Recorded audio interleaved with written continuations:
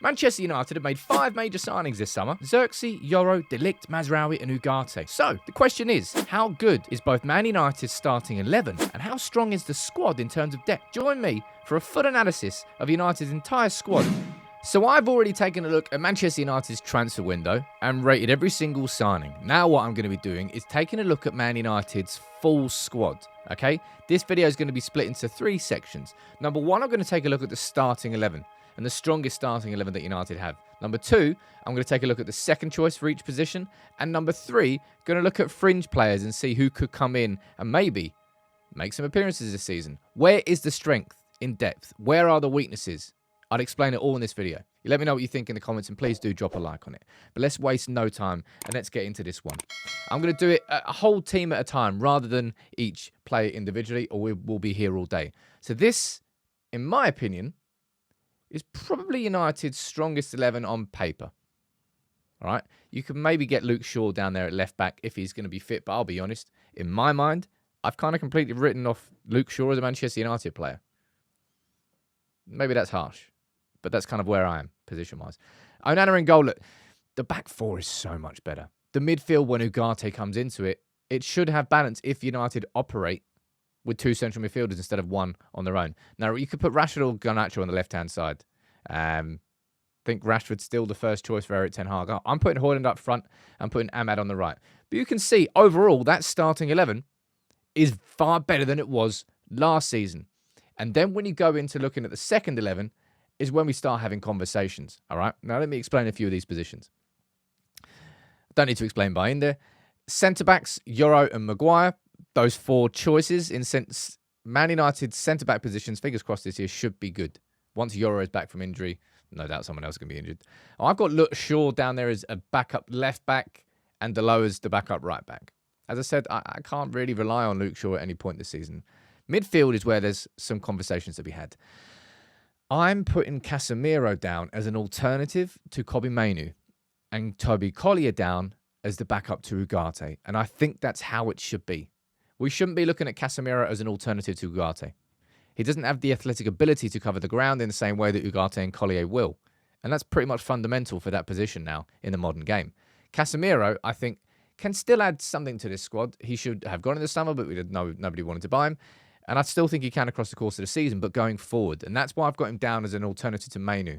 And I think Casemiro and Mainoo starting certain games, resting other games, especially Mainoo as well, because he looks tired now. I think that is going to be what happens. And I'm okay with that for a season. Ideally, wouldn't be in the situation. Anyway, let's move up front.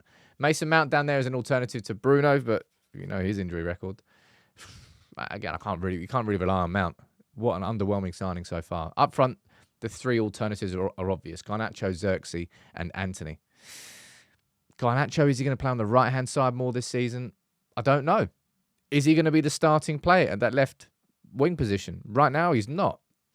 But again, in the same way that our starting 11, I think, is a significant improvement from last season, the strength in depth that we have in certain positions absolutely is. Now, if I'm going to highlight concerns,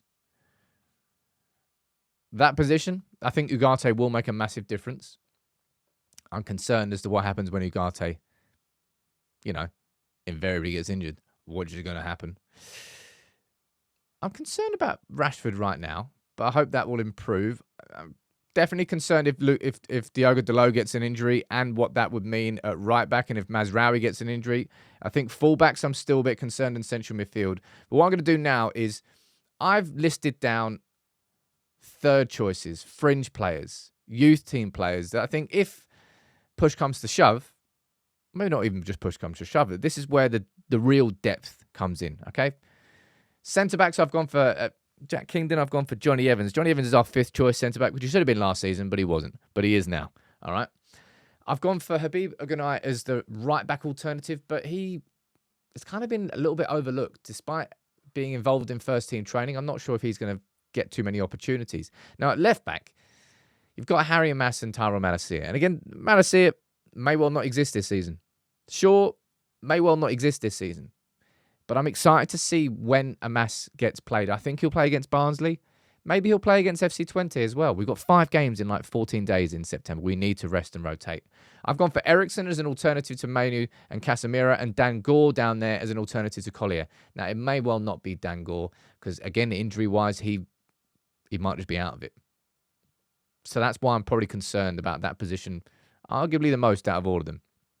I've gone for Jack Fletcher as an alternative in the number 10 role. He's had a stonking start to the season with the under-18s. Really exciting prospect. And I think we'll probably see him make his first team debut this season. Let's find out. But that'll be a little prediction of mine. And on the left, I've gone for Ethan Williams. And on the right, I've gone for Sam Mather.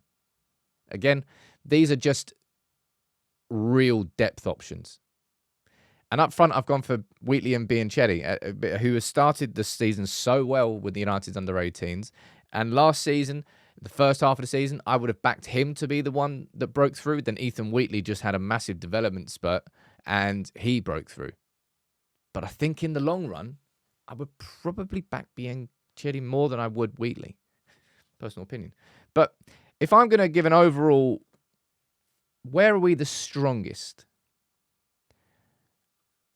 I think we're pretty good in the centre-back positions, if I'm being honest. We've got Martinez and Maguire, De Ligt and Yoro.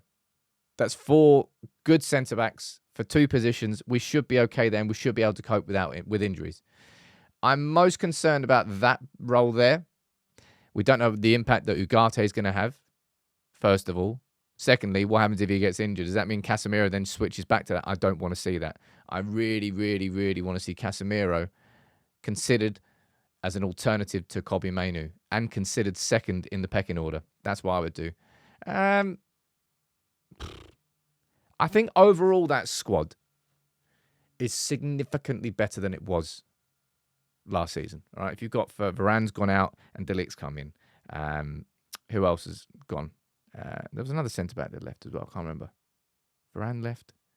Lindelof. Maguire. Well, Cambuala left. And then Yoro came in. I think that's a little bit unfair.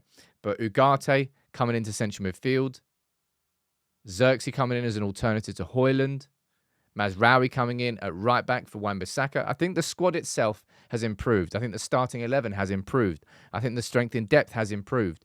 But Erik ten Hag, and I've said this at the start of the season, there's quite a few things he's got to get right this season. But one, which is crucial, is rotation. He cannot be starting the same 11 every single game.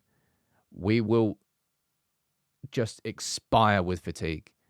And now there is actual strength in depth there. We can take certain players out and bring other players in, and it should look all right. Now, you let me know what you think about that overall. But that, for me, is what I would say is our squad this season. Strongest 11, backups, and third choices. Who would be yours, and which... Maybe there's players that you think I should have moved around in there. Let me know in the comments. As always, subscribe if you're new.